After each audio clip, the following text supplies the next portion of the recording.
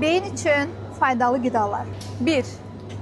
Qoz, omega 3 və faydalı yağlarla beynin dostudur. 2. Yumurta, beynin işləməsi üçün vacib olan xolin maddəsi ilə zəngindir. 3. Brokoli, yaddaş və diqqət üçün faydalı vitaminlərlə zəngindir. 4. Balıq məhsulları, omega 3 mənbəyidir, yaddaşı və diqqəti dəstəkləyir. 5. İspanaq, fol turşusu və maqnezium sayəsində beyin fəaliyyətini dəstəkləyir. 6. Göy-gilə meyvə, güclü antioksidantdır, beyin hüceyrələrini qorumağa kömək edir. 7.